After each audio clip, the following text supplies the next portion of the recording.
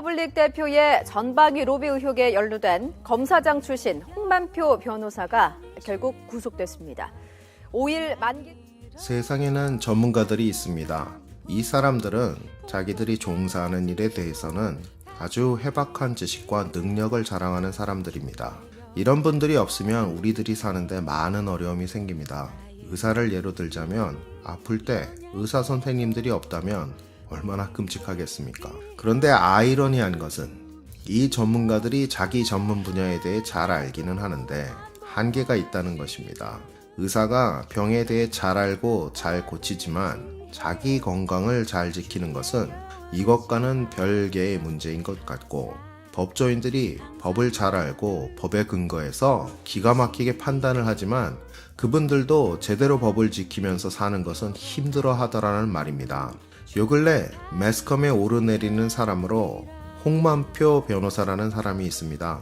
이분이 검찰에서는 아주 전설처럼 잘 나가던 검사 출신 변호사입니다. 법을 지키기 위해서라면 전직 대통령도 잡아놓던 그런 아주 대단한 사람이었습니다.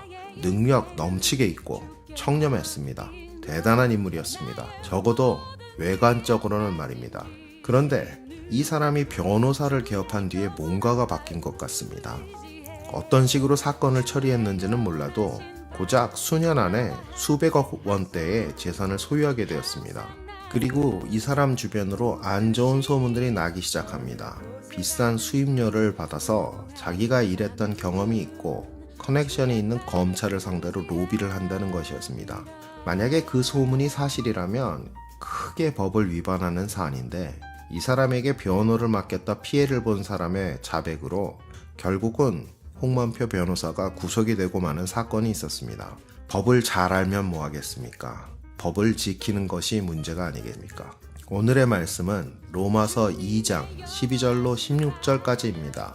무릇 율법 없이 범죄한 자는 또한 율법 없이 망하고, 무릇 율법이 있고 범죄한 자는 율법으로 말미암아 심판을 받으리라.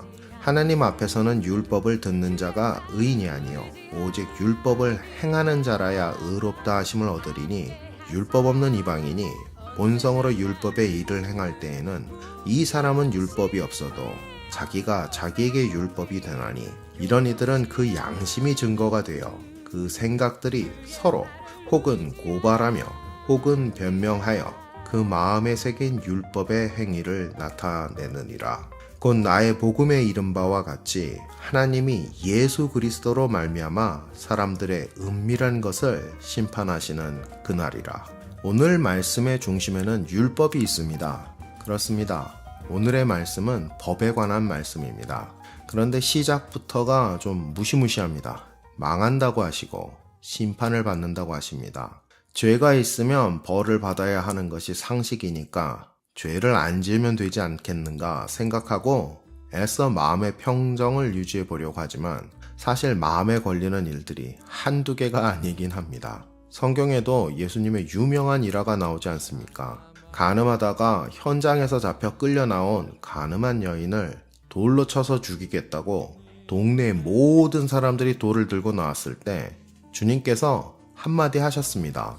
이 중에 죄 없는 자가 먼저 쳐라. 그러니까 모든 사람들 다 양심에 찔림이 있어서 돌을 내려놓고 한 명도 빠짐없이 돌아가지 않았었습니까? 내 생각에 내가 나쁜 사람은 아니고 좋은 사람 같지만 막상 죄가 있느냐 없느냐 한번 따져보면 내 양심이 내 의지와는 상관없이 빨간불을 켜줍니다. 죄인 경보를 내리는 것입니다. 그래서 오늘의 본문 15절을 보시면 이런 이들은 그 양심이 증거가 되어 그 생각들이 서로 혹은 고발하며 혹은 변명하여 그 마음에 새긴 율법의 행위를 나타내느니라 라고 하셨습니다. 문제는 양심이 고발을 하건 변명을 하건 불법을 저지른 것에는 변함이 없다는 것입니다. 그리고 본문의 13절에서는 확실하게 율법을 듣는 것, 곧 율법에 대해 알고 있는 것이나 모르고 있는 것이냐가 문제가 아니라 율법을 지키는 것이 관건이라고 말씀을 하고 계신 것입니다. 그런데 오늘 도입에서 말씀드린 대로 법에 대해서 확실하게 꿰고 있는 홍만표 변호사 같은 사람도 법을 지키지 않으면 다른 범법자들과 똑같이 처벌을 받게 됩니다. 하물며 하나님의 법도 마찬가지일 수밖에 없을 것입니다. 그렇지만 우리는 하나님의 법을 지키는 것이 어떤 것인지 사실은 막연한 생각만을 가지고 있습니다. 하나님의 법이라는 것이 주일 잘 지키고 헌금 잘하면 되는 수준의 것이라고 착각을 하기가 사실 쉽습니다. 그건 하나님의 법을 아주 좁은 의미로만 성경에, 그것도 구약에, 그리고 또 그것도 특정한 부분에 적혀 있는 것으로만 율법을 이해하는 태도 때문인 것 같은데요. 오늘의 본문에서는 그런 좁은 의미의 율법보다 더 넓고 어찌 보면 신뢰할 만한 기준점을 제시해 주십니다. 바로 양심입니다. 윤동주 시인은 하늘을 우러러 한 점 부끄럼이 없기를 잎새에 있는 바람에도 괴로워했다라고 하지 않았습니까? 그 섬세하고 순결한 시인의 양심이 그렇게 괴로웠던 까닭이 무엇이겠습니까? 암울했던 시대에 정의를 행할 수 없는 비참함, 또 정말 양심을 찌르는 인간 존재 자체의 모순, 이런 것들이라고 다 잘 배워서 알고 있지 않습니까? 우리는 우리 인간의 양심이 끊임없이 인간이 나아가야 할 도덕적, 그리고 윤리적, 그리고 심지어는 문화적인 지평을 지시하는 것을 잘 알고 있습니다. 옛 어르신들은 이런 것을 가리켜 예의, 예절을 뜻하는 예라고 하셨고, 그러니 이 양심이 우리를 결국 심판할 기준이 된다고 하면 충분히 이해가 갈 만한 일입니다. 존귀한 인간으로서 자기 양심에 따라 받는 심판이라면 분명히 공정한 심판일 테니까요.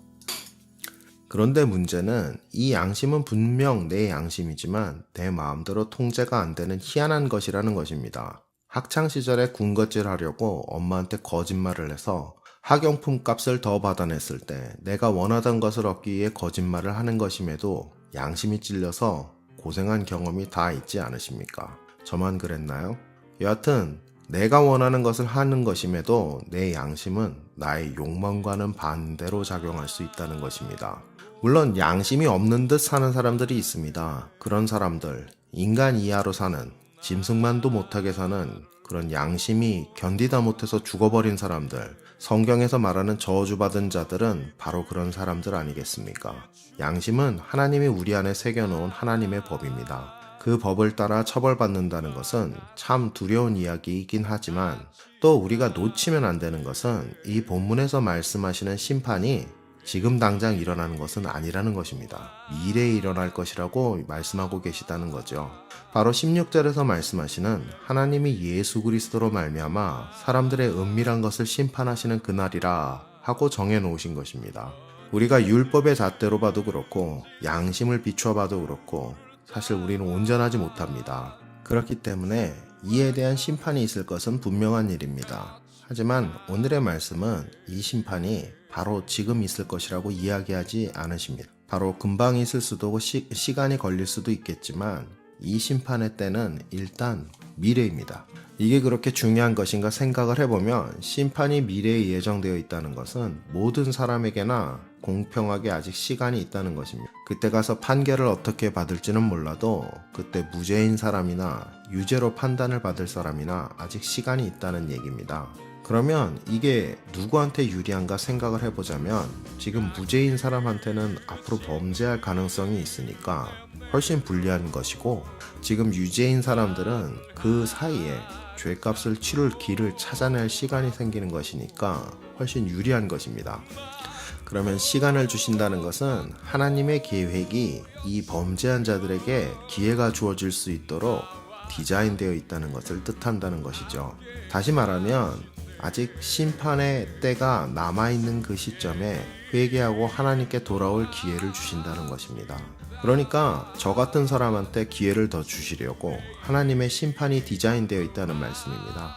지금 당장 심판이 임해도 할 말이 없는 저 같은 죄인이라도 우리 주님의 심판 안에서는 적어도 넘치도록 기회가 주어진다는 그런 은혜의 말씀을 하고 계시는 것이라는 거죠. 정리하겠습니다. 먼저 율법은 범죄한 자들을 구별하고 심판으로 이끕니다. 그런데 율법이 없는 이방인들일지라도 양심의 법에 따라 결국 심판에 이르게 된다고, 양심에 따라 판단받게 된다고 바울 사도는 지적하고 계십니다. 둘째는 이런 양심의 법에 비추어 보아도 범죄하지 않은 사람은 없다는 것입니다. 모든 사람이 죄인이라는 것이죠. 셋째, 그럼에도 불구하고 심판이 있을 때까지는 누구에게나 시간을 주셔서 죄의 사함을 얻을 기회를 가질 수 있도록 하나님의 심판이 그렇게 계획되어 있다는 것입니다. 그리고 이 계획은 저 같은 범죄한 자들을 위한 하나님의 놀라우신 배려인 것입니다. 그렇다면 이 말씀 속에서 우리 부부들이 배울 수 있는 것이 무엇이 있을까 생각을 해봅니다. 저는 양심의 법을 부부 사이에도 지키는 것이 좋지 않을까 이런 생각을 합니다. 살면서 부부 사이에는 서로가 서로에게 미안한 일들을 많이 하게 됩니다. 그러면서 서로를 배워가는 것일 수도 있고요. 그런데 굳이 보자면 무심함으로 미안한 일도 그냥 넘겨버리는 경우들이 너무 많은 것 같습니다. 솔직히 살면서 부부간에 서로 미안한 일들 우리는 많이 하고 삽니다. 특히 남성분들 가정을 책임지고 이끄는 건 잘하는데 아내의 섬세한 마음을 헤아리는 것은 잘 못하는 경우가 많습니다. 게다가 아내한테 미안한 마음이 있어도 자존심으로 우겨버리기 일쑤이고요. 바로 그럴 때 양심의 법을 따르자는 것입니다. 자존심을 세우기보다는 털끝만큼이라도 양심상 미안한 생각이 들면 미안하다고 그러고 용서해달라고 하고 앞으로는 그러지 않도록 노력하는 것입니다. 그걸 훈련하자는 것입니다. 아내분들 남편의 고충보다는 자기 마음 아픈 것만 또 자식 걱정하는 것만 먼저 챙기는 것 그렇게 잘합니다. 그럴 수밖에 없다는 것 이해합니다. 여성의 그 사랑하는 마음이 그렇게 이끄는 거죠. 하지만 그래도 남편분한테 미안한 마음이 조금이라도 생기면 말로라도 남편을 먼저 걱정해 주세요. 남편들은 자기를 인정해주는 아내로 인해서 힘을 발휘합니다. 존경심은 남편을 잘하게 하는 양식이기 때문입니다. 오늘은 사설이 길었습니다. 모든 3040 교우분들의 부부관계에 사랑과 양심의 법이 넘치시길 축원하며 지금까지 유병훈 전도사였습니다. 감사합니다.